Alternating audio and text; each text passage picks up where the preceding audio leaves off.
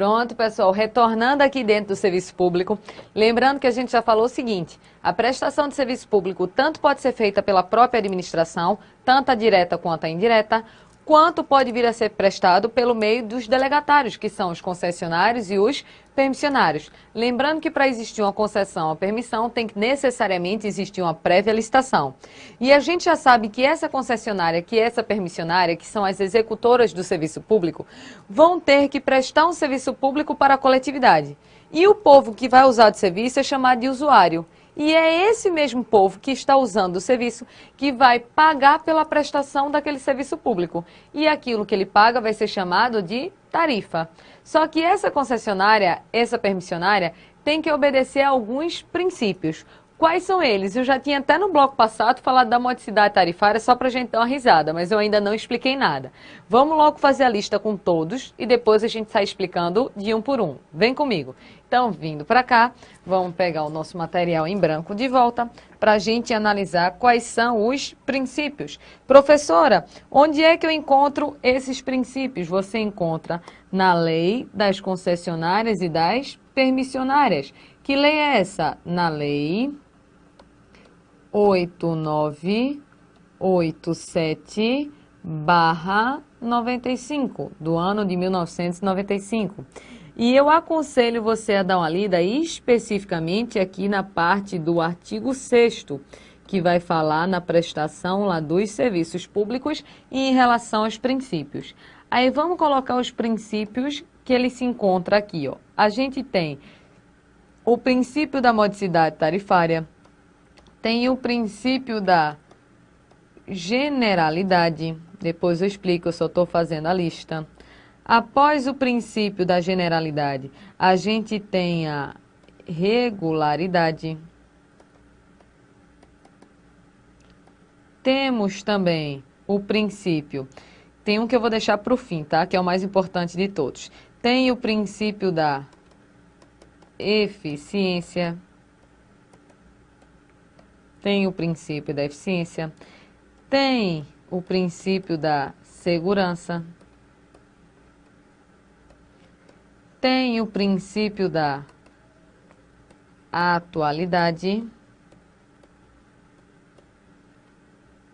Tem o princípio da cortesia. E o mais famoso de todos é esse daqui, ó, o princípio da continuidade. Quando a concessionária, a permissionária, presta um serviço respeitando todos esses princípios daqui, deixa eu só botar, pronto, o verde. Quando ela presta um serviço respeitando todos esses serviços daqui, a gente diz que aquele serviço ele foi prestado de forma adequada. Então, o serviço público, para ser considerado um serviço adequado, ele tem que respeitar todos estes princípios. Aí vamos falar um pouquinho de cada um desses princípios daqui, ó. A começar com um princípio chamado de princípio da modicidade tarifária. Esse princípio da modicidade tarifária é bem bizarro porque ele é bem longe da realidade. Veja só, como eu estava te falando até no finzinho do bloco passado, modicidade tarifária é dizer que a tarifa que você paga tem que ter um valor módico.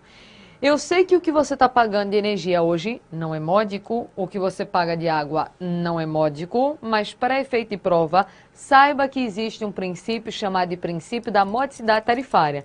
Então, tecnicamente, era para a sua conta de energia ser barata, a sua conta de água ser barata, a sua conta de telefone ser barata, não é isso? Porque teria que se respeitar o princípio da modicidade tarifária. Não pensa na realidade, tá certo? Vamos passar na prova, depois a gente critica e pensa no que está acontecendo. Mas, por enquanto, vamos só passar. Então, o princípio da modicidade tarifária, ele existe até para garantir o próximo princípio. Pode me deixar até pequenininha. Próximo princípio é esse daqui, ó. Princípio da generalidade. O que é essa generalidade? É dizer que o serviço público ele deve ser prestado para todos. Ele deve atingir o maior número possível de pessoas. É por isso que você já deve ter escutado o seguinte, ó. As pessoas de baixa renda pagam a tal da tarifa social de água. tarifa social de energia. O que é essa tarifa social? É um valor mais baixo por aquela conta de energia, um valor mais baixo por aquela conta de água, porque cá entre nós, se eu pegar uma pessoa de baixa renda e cobrar uma tarifa normal de energia e de água, como regra, ela tem condições de pagar? Tem não. E o serviço público, ele tem que atingir a todos. E por isso, para poder atingir a todos, é por isso que eu boto tarifas diferenciadas. Quem pode mais, paga mais. Quem pode menos, paga menos. Então perceba o seguinte, ó, essa modicidade tarifária é para atingir o princípio de quê? Da generalidade, para que o serviço consiga vir a ser prestado para todos. Aí olha o próximo princípio. Tem um princípio aqui, ó, chamado de princípio da regularidade. O que é essa regularidade? O serviço público, ele deve vir a ser prestado sem as interrupções, ou seja, deve ser um serviço contínuo. Até se confunde muito com o princípio que eu quero deixar para o fim.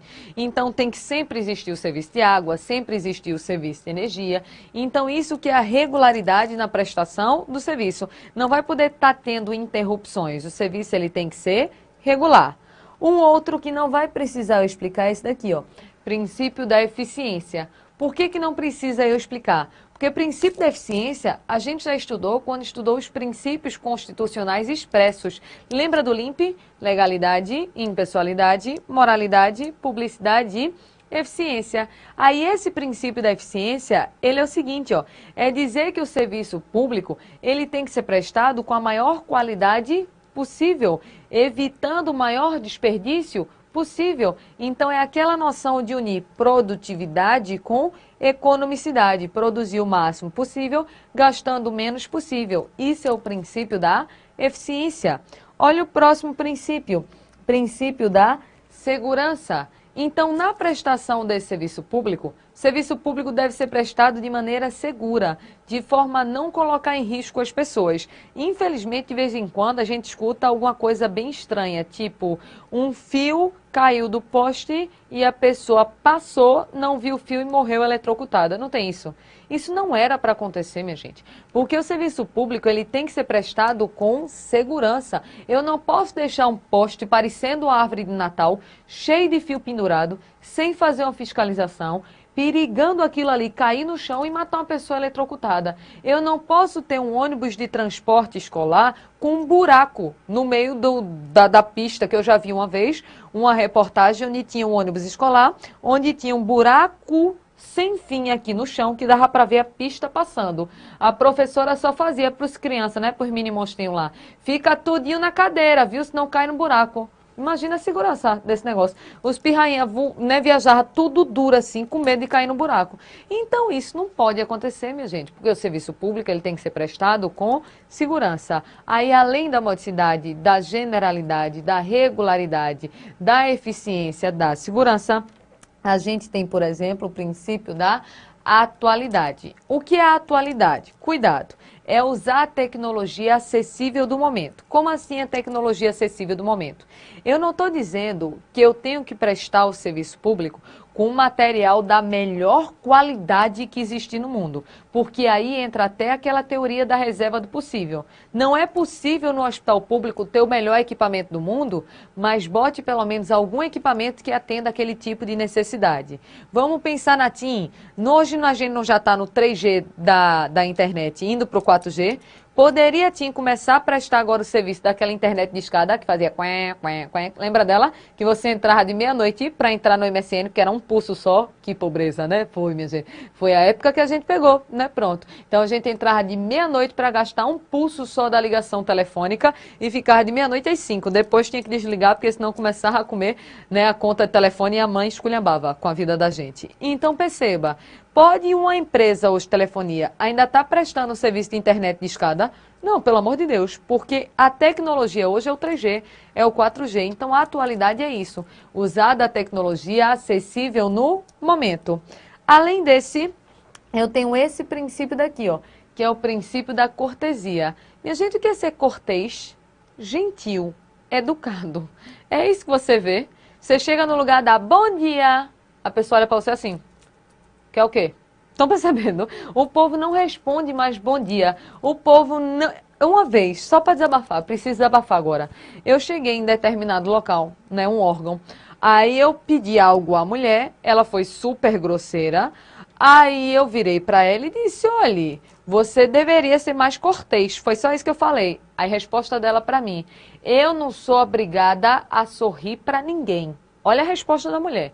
Minha resposta para ela, e nem eu quero ver os seus dentes. Mas você, apesar de não ser obrigada a sorrir, você tem a obrigação de ser educada, que é o que você não está sendo. Então, gentileza, educação, cortesia. É assim que o serviço público tem que ser prestado, só que em boa parte das vezes não é isso que a gente vê. Você, futuro servidor, ó, atende o pessoal com simpatia, tá certo? Até porque depois aí tu ganha um chocolate, não é isso? Tu ganha o respeito das pessoas, tá bom?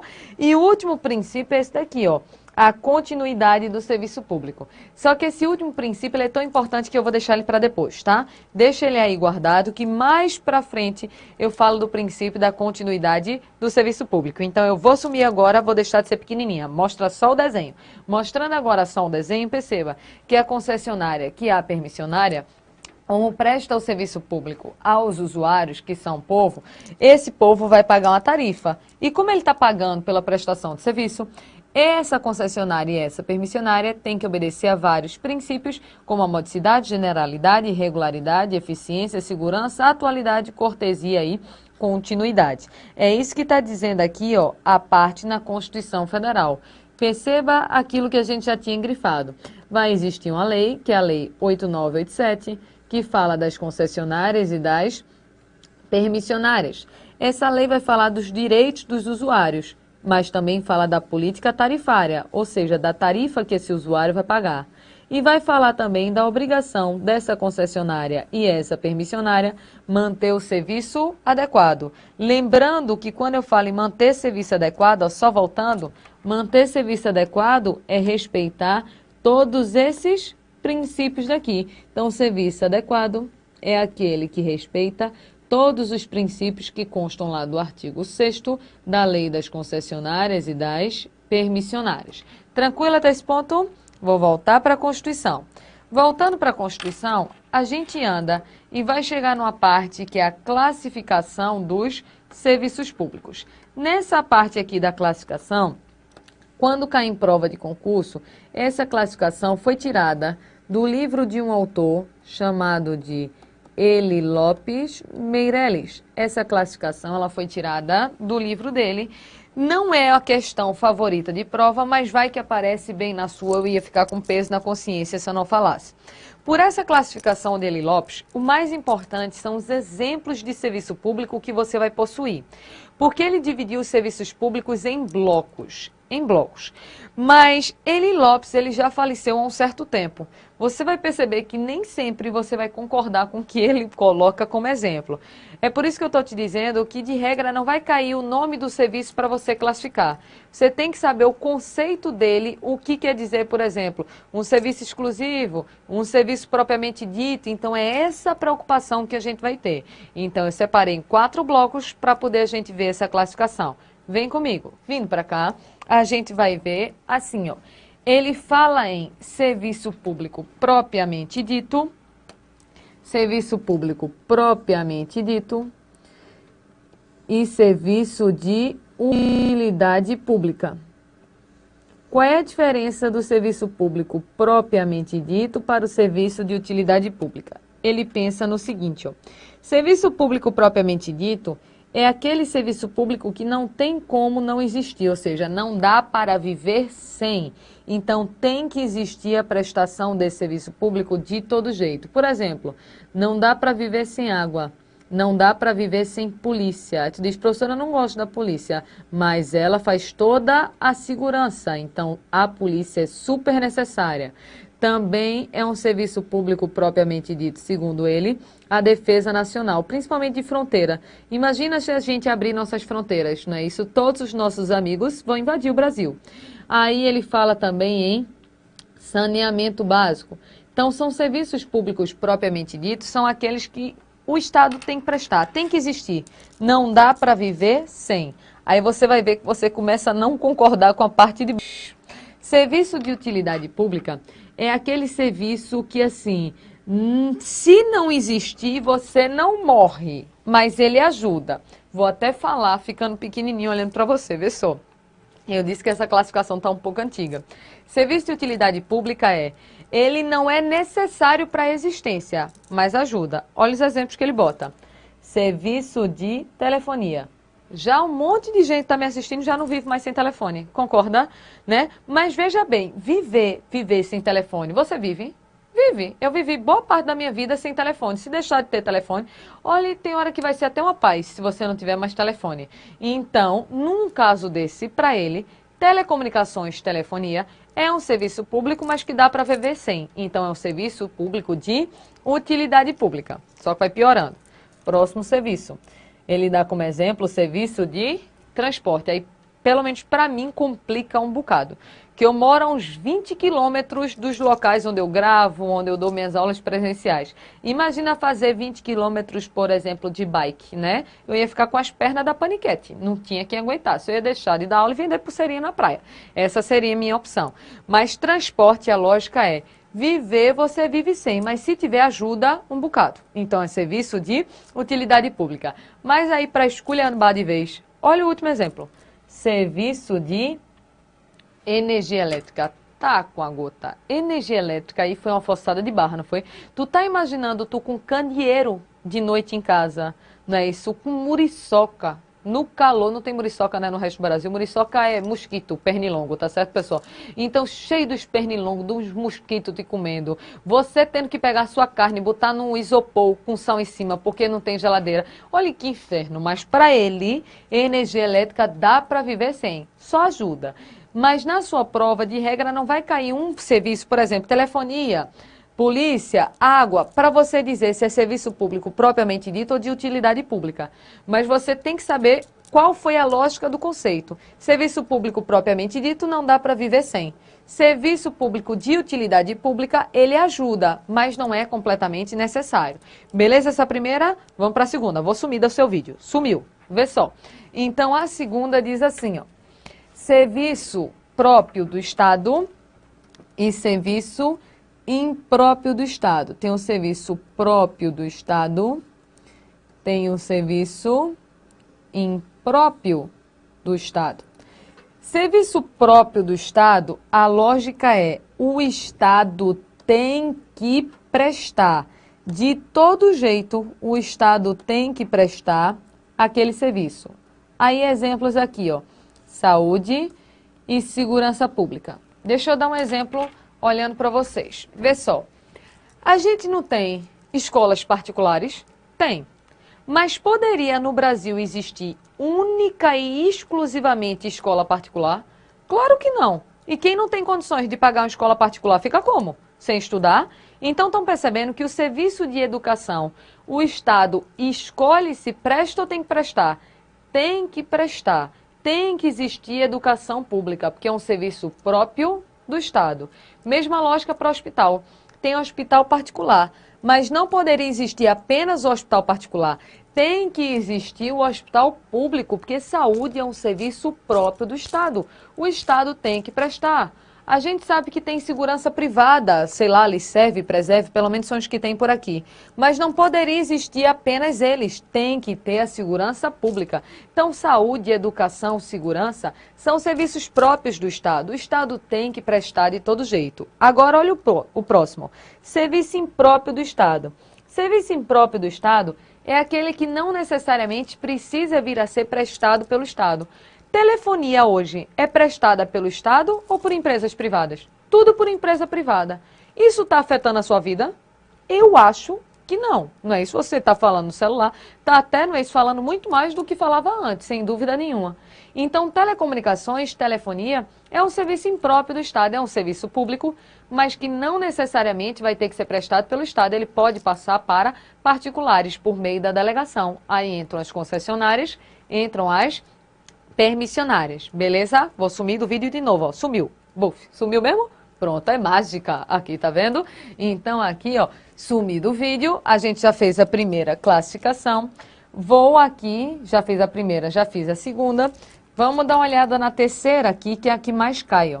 que ele fala em serviço uti universi e fala em serviço uti singuli. Por que eles gostam disso aqui para a prova? Porque é latim. O povo adora cobrar negócio em latim, só porque é latim. Mas tu vai pensar comigo o seguinte, ó. Universi, te lembra que palavra? A Aline deu um grito, universo. Se é universo, é universal. Se é universal, é porque é um serviço o quê? Geral. Já singuli, te lembra que palavra? Isso, singular. Se é singular, é um serviço o quê? Individual. Então, perceba o seguinte, quando existe um serviço uti universi, é porque é um serviço geral, ou seja, um serviço prestado para todos. Imagina a lógica. Imagina você andando no meio da rua. Você está aqui, ó, andando na rua.